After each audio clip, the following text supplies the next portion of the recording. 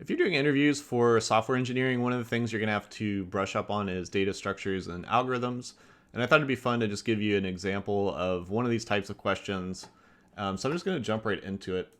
And one of the questions that comes up often is least recently used cache. And a cache is basically used because to store things that you're going to access frequently. And you want to make it as fast as possible because the purpose of a cache is to save you from having to go look something up on disk or from a database or something slow. So it's all about speed. And we're just going to take a look at some different ways to approach this. So if you think about just a list of numbers and say in this case we have 5 numbers and you wanted to track how recently or they were used, one way you could do it is you could use the position in the list as an indication of that. So, in this example, we could say 1 was the most recently used item, 2 the next most, and so on until you get to 3. And then that could be the item that was accessed the longest ago. And so if you wanted to approach it this way, and somebody requested this value 6, what you would want to do is, get that value for 6, but then also store 6 somewhere, and then slide 1, 2, and 5 one position to the right, and then insert 6 back into this first position on the list, or the 0th index.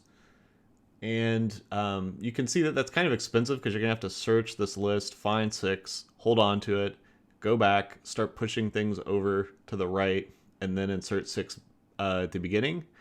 And that's going to give you, kind of order in time, because the longer the list gets, on average, you're having to go through halfway through the list to get the item you're looking for, and then also you have to go back and shove everything to the right. So, you're looking to order in time for something like this. So that's not really ideal. You want to get down to kind of constant, order 1 time. And if you think about how this would typically be represented, you would have a bunch of nodes that have a reference to the next node. And this is a typical linked list setup. So, 1 would have a reference to 2, 2 has a reference to 5, and so on until you get to 3. And then because 3 is at the end of the list, it's referred to as the tail, and it wouldn't have a reference to another node because there's nothing after it. And then 1 in this case would be the head. And with these least recently used caches, we're always going to care about what's at the head and what's at the tail. And we're usually going to care about what's next to those also. So we'll care about what comes right after the head and what comes right before the tail. And you'll see why that is in a second. But because of that, there's a little bit nicer structure that we can use for this. So we can use a doubly linked list. And here's just a simple example of a list of size 1. And each node in this list is going to have a reference to the node that came before it. And in our use case, that's going to mean the one that's newer than it. And then a reference to the node that's after it or older than it. And because we only have 1 node, those aren't actually going to reference other nodes at the moment. But I want to start with the simplest example. And then the other thing we'll want to do is we'll always care about which node's at the head and which node's at the tail.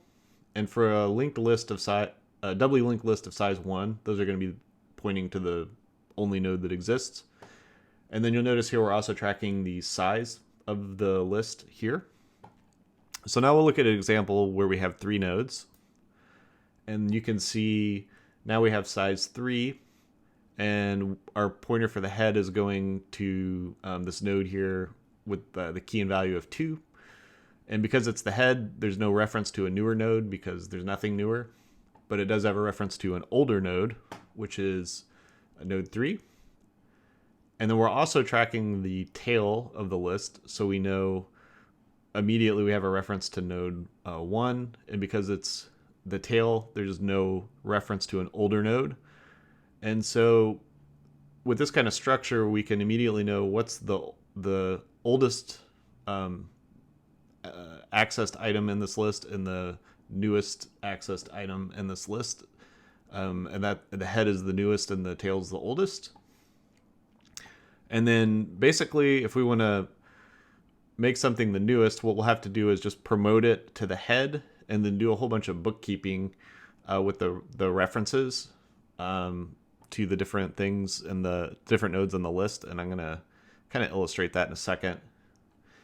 But the problem we'll have with this arrangement is the doubly linked list, to find a key in it, we're still going to have to search on average, half of the list to get to that key, because we're just going to have to go through one node at a time until we find it.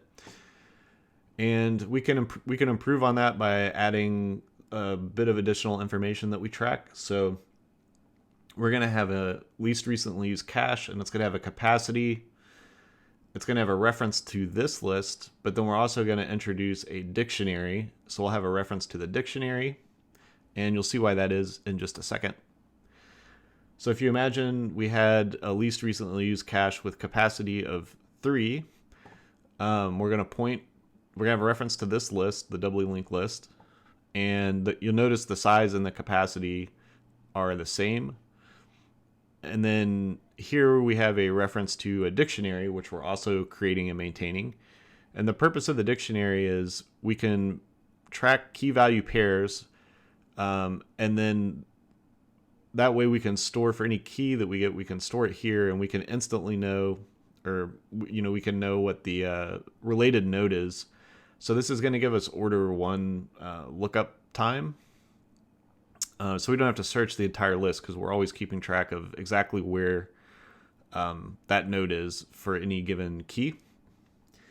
And so this gives us kind of the best of both worlds. We're going to be able to track this list. We're going to be able to make the updates we need to this doubly linked list. And then, if we get new keys, we'll introduce them here in this dictionary.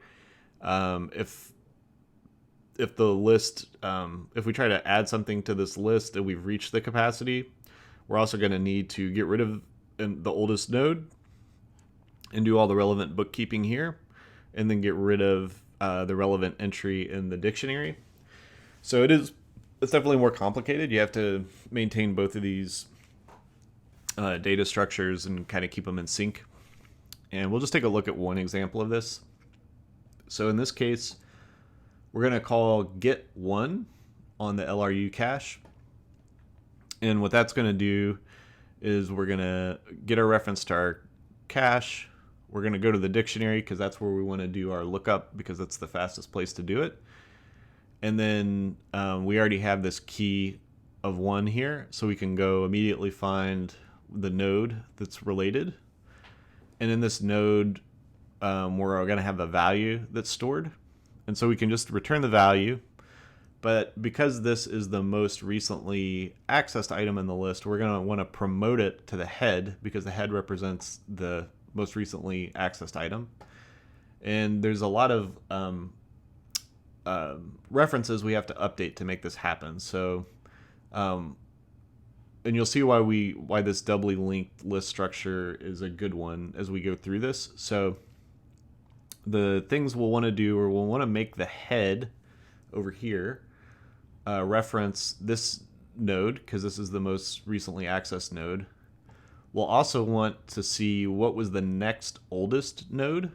And because we have access to node 1, we can just say, well, hey, what's newer than me? And that is node 3. So then we can also update the tail to point to node 3, because now it was the next oldest thing, but now it's the next oldest, or now it is the oldest accessed item.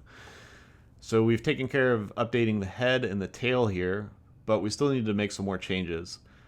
So because node 1 is getting promoted to the head, and it's going to become kind of the first thing in this list, we'll no longer have a reference to a newer node, because nothing should be newer than it. So we'll have to get rid of that. And also in the node that came before it, which is node 3, or that was newer than it, we'll want to get rid of its older reference, because node 3 is going to become the tail, and because it's the tail, it's the oldest item in the list. and it shouldn't have a reference to anything older than it. So we'll have to get rid of that. So that's why there's an X through these. Both of those references will be removed.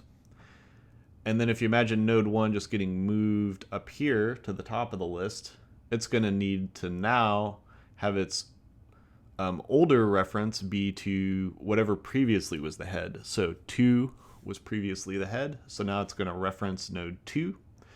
And essentially what this is going to look like is just node 1 getting moved in where node 2 appears currently, and then both of these other nodes just shifting down. And you can see why it's nice to have the doubly linked list structure, because you always need to kind of like look in both directions from whichever node you're moving around. And it's just a quick way to do it. And regardless of how big the doubly linked list gets, you're going to do it the same way.